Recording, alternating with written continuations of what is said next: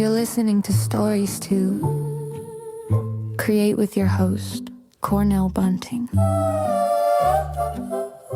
Author, motivational speaker, and founder of ES Each Episode. Cornell sits down with inspiring voices to uncover the stories that shape who we are and who we're becoming. Get ready to listen, learn, and be inspired. The show starts now. Talk about how it works with... Yes. Welcome to another episode of Stories to Create podcast right here at ES Club. I'm your host, Cornell Bunting. I'm so excited today. Of course, you guys know it's a beautiful thing. And there's a whole lot going on. I want to thank, we have a few sponsors that are coming on board, but the ink haven't been signed, so as soon as that's signed, you guys will hear their names.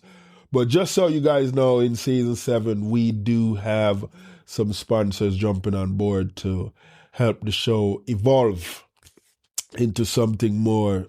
This energy right here, I know we gotta keep up. So listen, our guest on the show today, so amazing, so engaged in the Southwest Florida community, doing her thing. It's a big deal, people. Suncoast Credit Union is in the building. And I got to tell you guys right now, without further ado, help me welcome Talisha Faber. How are you, love? Great. Thank you for having me. This is so cool, man. Now, you've been doing your thing for quite some time now. But before we dive into what you're doing here right now in Southwest Florida, I want you to take my listeners back to the early years. Where were you born? Tampa, Florida. Oh, just up the road. Mm-hmm. Okay. So you grew up in Tampa as well? Grew up in Tampa. My dad moved to Fort Myers when I was 2. Mm-hmm. He was a mason. My mom was a bartender. Okay. And very humble, really beginnings, if you will. Okay. So mason, bartender, big money. Big money. This is Florida. Big money. Okay. Yeah, no. Okay. So were you the only girl, or where were you among the siblings? So I have a half brother and a half sister. I'm the oldest. Okay. So it was you, and then mom had remarried. Another. Okay. Yeah, okay. and my dad remarried. And okay. So I have a brother that's 5 years younger and a sister that's almost 10 years younger. Wow. So you was running between 2 homes growing up. Yes. That's beautiful right there. What kind of young lady or what kind of young girl were you in school? I was actually a pretty well-behaved kid. I think I saw a lot of things happen in the bar business that I didn't want to create in my life. And so I think I learned what not to do, to be honest. Okay. And my brother was kind of the bad kid. So I think it was one of those where I was always trying to take care of him and steer him in the right direction, as most of us older siblings try to do. Yes. You didn't like sports? I was actually I took dance my whole life, and that was kind of I went to the local community building, the YMCA kind of community center. Nice. And that kept me, pretty active throughout I twirled the baton. Yeah. Cheerleading. Okay. But mostly just dance. I could see that. I was thinking in my head, she probably did cheerleading in school. So that was dope. Yeah. Wow, that's awesome. So most of that, like, you got into the work world in Tampa. Yeah, so I had some careers in dance, but then started my first career at Publix, and started as a cashier making $3.25 an hour, I think it was. I'm going to age myself a little. Yeah. And then worked my way up to being in management and eventually retired from Publix and went into banking. Okay. When you say retired from Publix, you did more than 10 years there? Yes. Oh, wow. Okay. All right. That's a beautiful thing. Now you into the banking world, and that's like a whole nother beast. Yeah. Because you're pretty engaged in the community. What is that? Like, what makes you wanted to leave from seeing people coming into a grocery store? Before we even jump there, I kind of want to get like one of those excited experience while you're at Publix? Like that you would say, you know what, I need to go above and beyond for this one customer. I think Publix has that mentality of creating a raving fan. Yeah. And I learned that early on. They provided Dale Carnegie training. There was a lot of kind of skills that I learned from working. And at the time, Publix was being sued by women. Oh. And so the men were all kind of fighting for positions, and they were restructuring. And I learned a lot about how to manage and be a leader from those mostly men, to be honest. Now, when you say they were being sued by women, why? Because women weren't getting the promotions. But keep in mind, back then, you had to work 70 to 80 hours a week. Okay. So if you're raising children or, have a family, it wasn't really cohesive, right, to the women. But I was 25, single. I could, I worked the hours and right, put in the time, and I wasn't opposed to doing the work. And so it was, for me, I lived a life where I could acclimate to that role. But honestly, Publix taught me a lot of, and still to this day, 25 years later, I still have some of those friendships, in the community from my Publix days. Wow, that's beautiful. I never knew that they had an issue with the ladies back in the day to tighten that up. So that's pretty cool to know right there. Mm-hmm. Wow. Now, with you kind of understanding like the structure and system, and I know that's been a thing from like back where, women felt like they should be leveled up as how the guys were.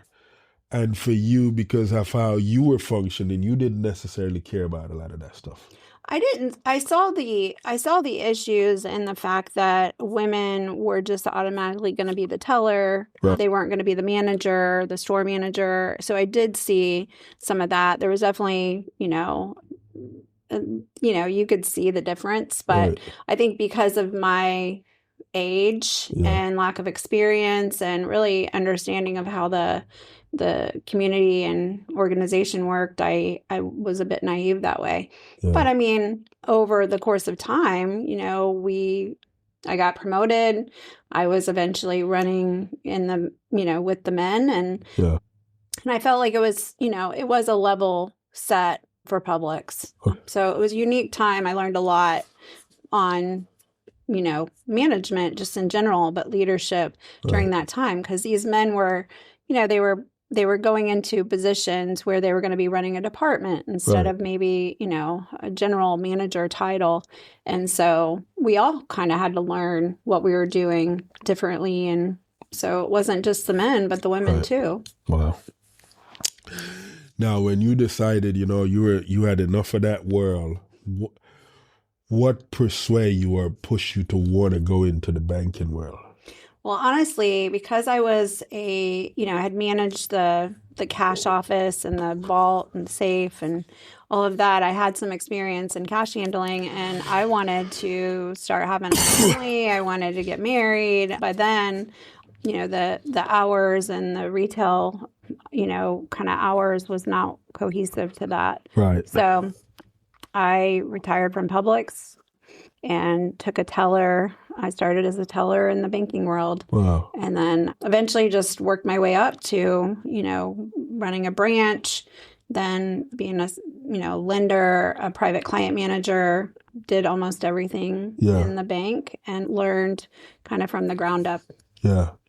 What's cool about you, like you don't go into any space like, what, I'm already here, so I need you guys to bring me in here. You okay with starting over again and learning what all that look like? That is pretty cool. It is that type of humble piece of you that's from your mom and dad? Yeah, I think so. My dad is probably, one of the kindest men I've ever met, but also very humble and funny. But I will say that, he'll go change the trash bag, you know, in the organization, just like anybody else would. So I saw that, you know, they were both hard workers, and I learned that kind of work ethic, I would say, from them. Wow, that's beautiful. You know, a lot of people have always wanted to understand why the bank functions the way it does, but people still don't feel like they even understand what that all looks like. Yeah. Even though people feel like it's necessary to be a part of. What do you say to those individuals that said, you know, I don't even know if I even want none of my money to be in a bank? You know, I think now so I've had all my roles be at a bank, an actual banking institution. This is my first time working for a credit union. And I've learned so much just on the differences between banking and credit unions. Right. So a credit union is essentially a nonprofit. And, you know, where a big bank might be looking at margins and profitability, you know, the members own the credit union. So this kind of has changed my mindset in the community aspect, that we're giving back, you know, to the members that own the credit union. Right. So anybody who says they don't want to put their money in the bank, I think there's always those people that are going to put it under the mattress, and there's a lack of trust there. And we've had, you know, there's been banks that have failed, and FDIC, you know, there's a lot of kind of questions that people don't understand. But I will just say that, you know, the differences between a bank and a credit union are important to know, but also, you know, we pay you on the money that you put in the bank and then essentially lend it out to entrepreneurs that are starting and need a hand up. So there's, you know, there's an opportunity to make an impact by, you know, you increasing your bottom line and interest, and us lending it out, you know, to organizations and entrepreneurs that need it. That's beautiful. Growing up, what was the favorite music that you would listen to in the mornings? Stay with us. We'll be right back.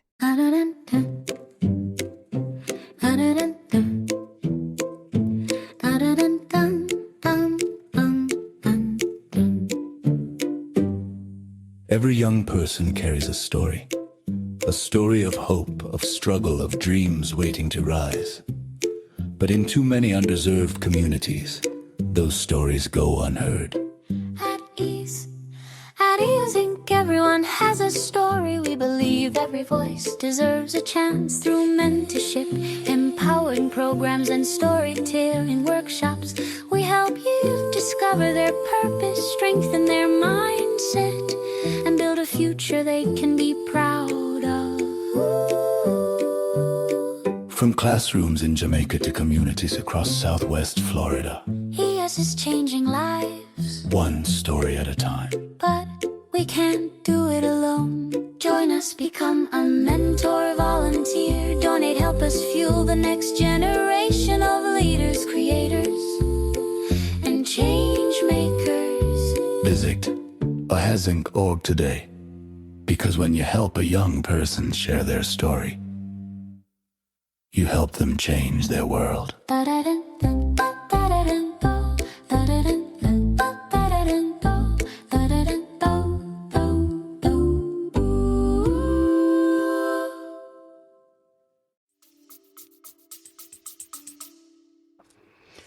You know, my story is that a little white church bus picked me up, me and my girlfriend, my neighbor, Candy. And I didn't really have faith before that little white church bus. And so I have, you know, often then I think listening to the radio, you would listen to, you know, 90s hip hop, you know, maybe some Def Leppard, and it was all the hair bands going on. But also intertwined in that, I learned to really enjoy some worship music, and so it was not always, you know, maybe the most popular thing in a Baptist church to hear a hymn, but for me, it did provide this level of like faith that I didn't really have all the times of the day, or you know, so I'd say it was 90s hip hop, and mixed in with some, some worship music.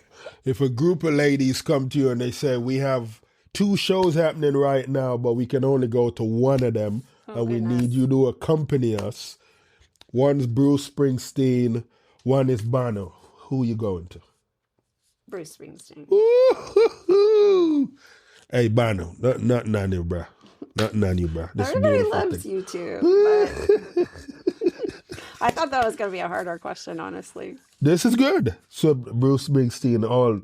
I would say Bruce Springsteen. Yeah, that's a beautiful God bless thing. the USA. Born in the USA. You know what? This is true. That's big right there. Yeah. Yes, it's a beautiful thing.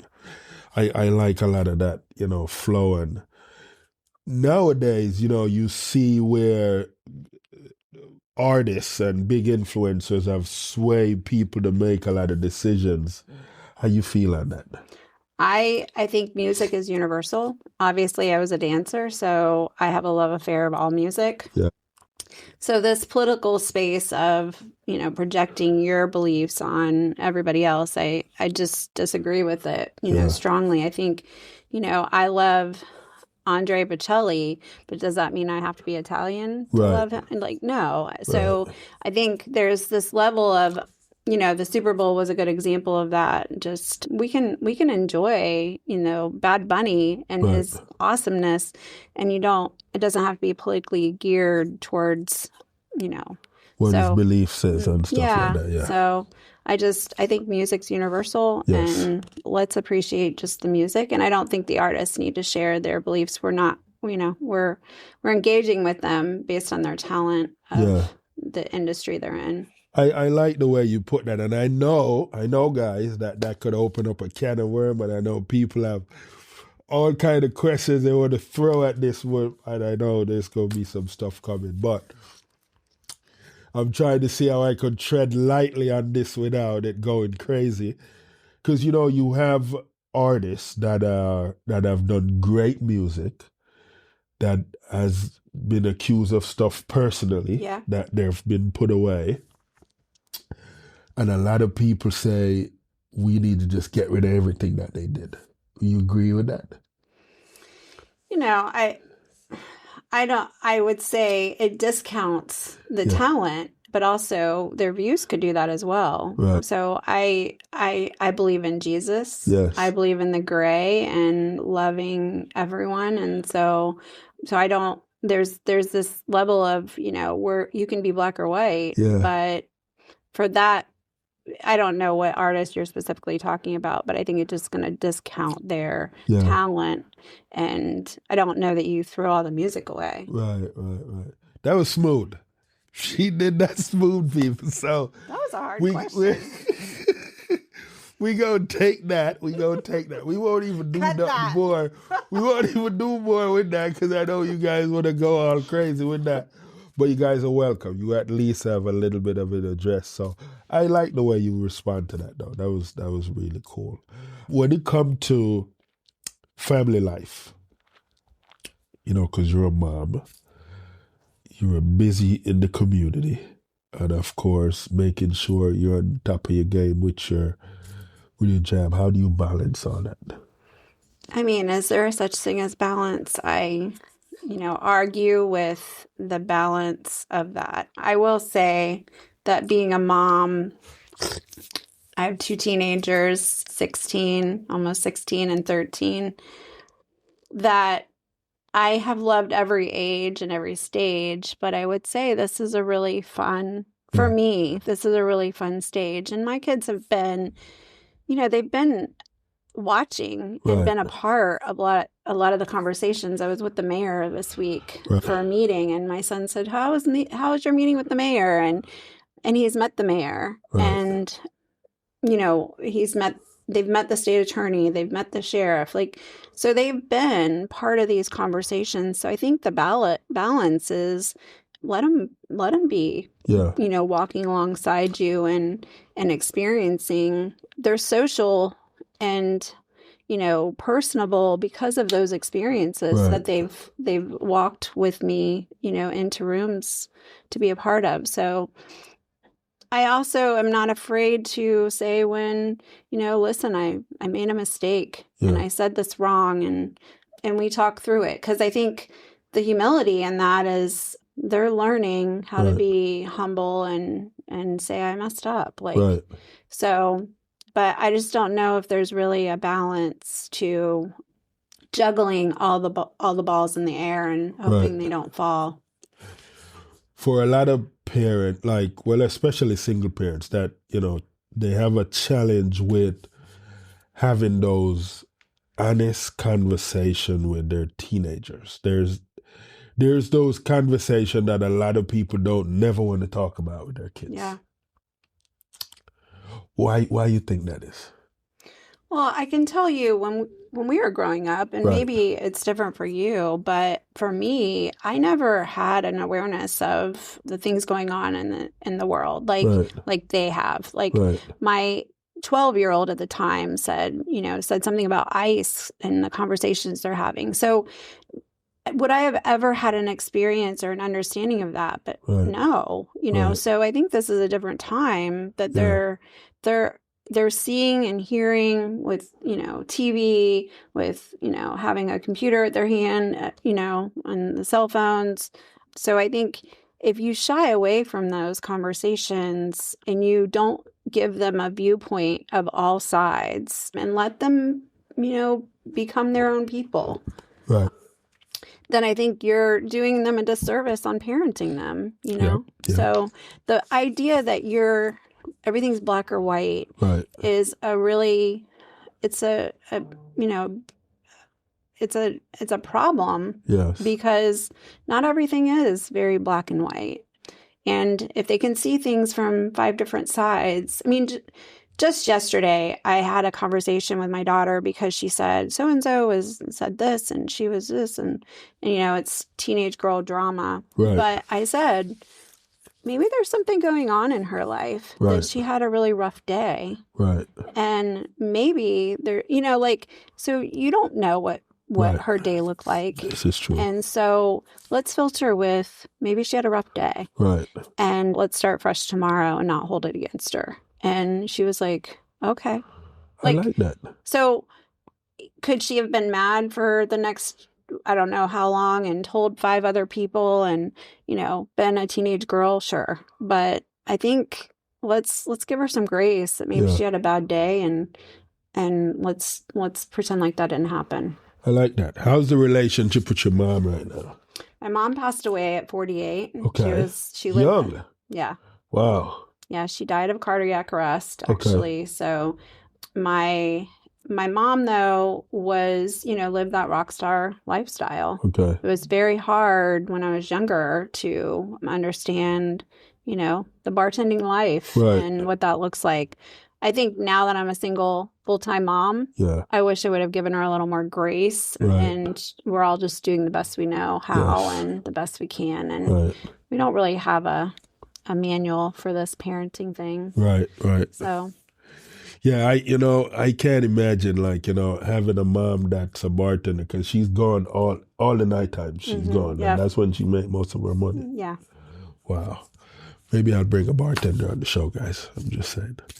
Wow. But you've managed to kind of go through that and have become this awesome individual now that is doing so much because you're still very much involved, even though you have your kids and stuff.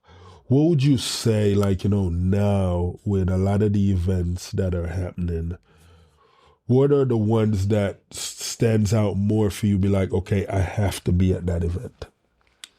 Well, Cornell, your love affair for different organizations and nonprofits and for children specifically, it's going to be something geared towards something that's impacting your heart, right? Yes. And so I will say that through my years in the banking world, the bank, in the early years allowed me to create a love affair with the community. My mom had passed away. I was one of the, early on board members for Valerie's House. And honestly, it was like free therapy for me, honestly. So I think at the times and the stages of your life, there's certain things that are going to be impactful and just impact your heart. And so for me right now, I will say that I'm strongly engaged in Habitat for Humanity, and obviously with my role at Suncoast, but also even prior, I've loved the organization, and I think there's a lot that we can do as a community to impact, specifically single moms that are changing the lives of their children by getting a habitat home. Right. So I also am strongly engaged in keeping children out of foster care. I think that I have worked with the organization Better Together. Right. And I hosted a teenage boy for 5 months. And I think there was a lot that I learned through that time with my kids. But I think he'd still be in foster care, and we'd still be paying for him in our taxes had we not done that. And so it allows the church to come around and be the village. And I feel like that's a great business model and a great community impact partner. Right. So I think those two organizations have been, pretty much on my heart and in my world for the last few years. I love that. We work in a similar space when it comes to the engagement of community and stuff like that. And one of the things that, for a lot of people wrestle with now is how do you deal with, especially the teenagers that have been traumatized by, something that have happened to them in the home, or something that happened to them from someone they trust, that person they trust broke that trust, and now they don't even feel like they want to be here anymore, which is one of the reasons why suicide rate is, somewhat. What would you, for someone that's listening right now, like a teen, that wanted to hear some type of encouragement, what would you say to them?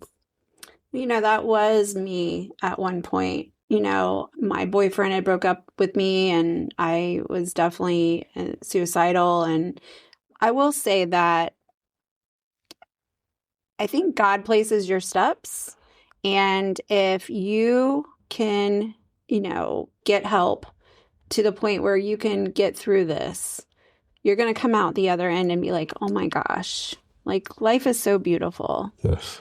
And that I had to go through that to experience this. Right. And it's kind of the stepping stone of, step one of learning how to be hurt and, experience trauma.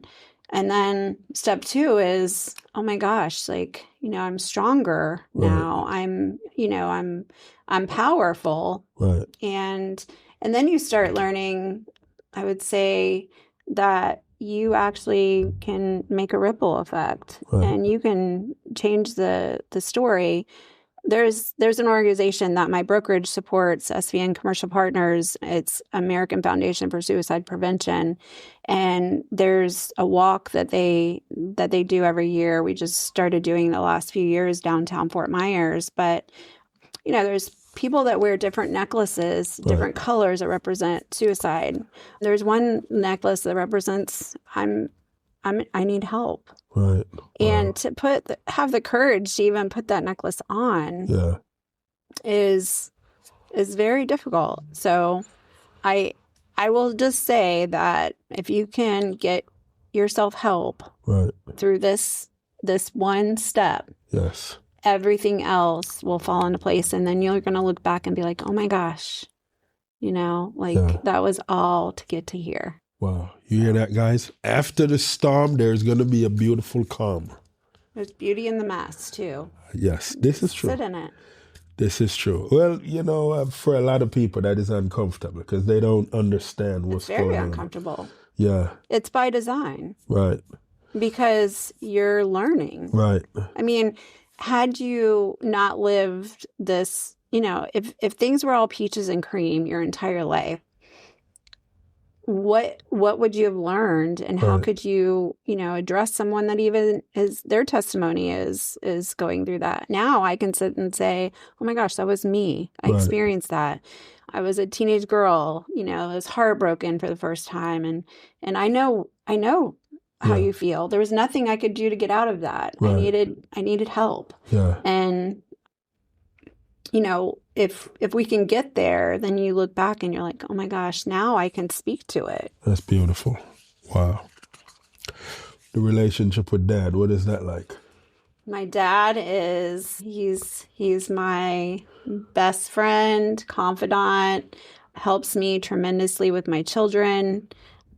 My son and him have a special handshake that they do anywhere, and it's not necessarily completely PG. So my dad's just, he's an amazing human, and I'm very thankful that, you know, that I get to live close by to him, and he's my date to church every Sunday. That's beautiful. Yeah. So he's a good human. Everyone calls him Frenchie around town. He had a masonry business, and he has a very good name around town. So I'm a pretty lucky girl to have him as my dad. It's a beautiful thing. Even though, you know, for a lot of the mess, you know, we do have a lot of good dads out here. Why you think dads are still not really appreciated or celebrated the way moms are celebrated? No, I don't know. I think there's this level of you still have to be the man of the house. Right. And you got to be the protector and provider. And I think there's, you know, and at least through the faith, that is the idea that you're supposed to lead your children to church. You're supposed to be the guide. And although I embrace that, I think that's, amazing if a man can step that way. But I don't know that men are really celebrated for what they do either. Right. So I like that. On a day that's a full day for work, what does that look like for you, starting from waking up? Waking up, I try to get a workout in. Okay. I work out in my gym in my garage because I don't want to get dressed and go anywhere and have to look pretty. And then take the kids to school.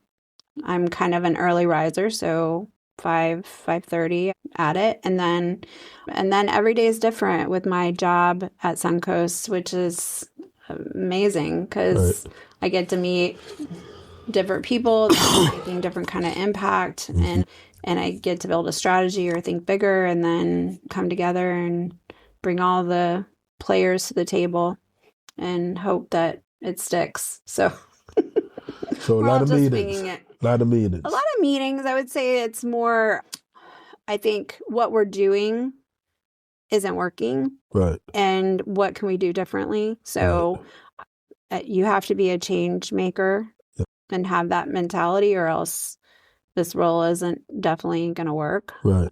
So my role as an economic development officer was created by the president and CEO of Suncoast Credit Union, Kevin Johnson. And his idea was that there's a lot of gaps in affordability for housing, workforce initiatives, and what can we do to really, fill in some of those gaps. And so to even think like that, no bank or credit union has this role.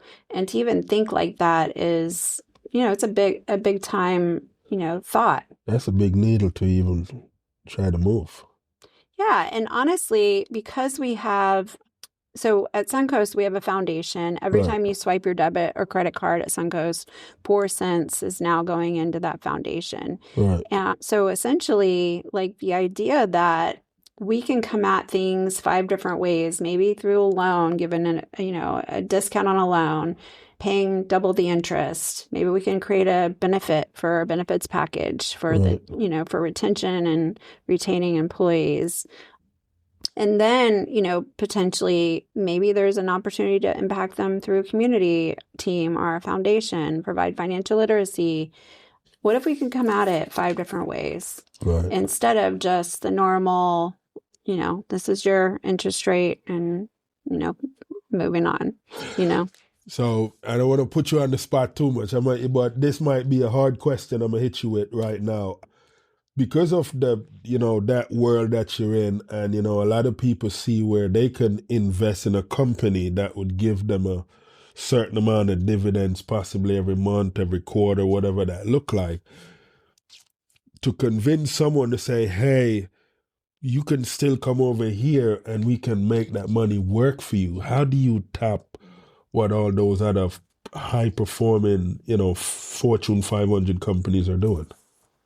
I think those high-performing Fortune 500 companies we're running with them. We're the largest credit union in the state. We just announced an acquisition. We're 8th largest in the country right now, and we're only in Florida. So we have 2,500 plus employees and more with our acquisition of Launch Credit Union. So I think we have the capability and the culture to create impact at any of those larger organizations.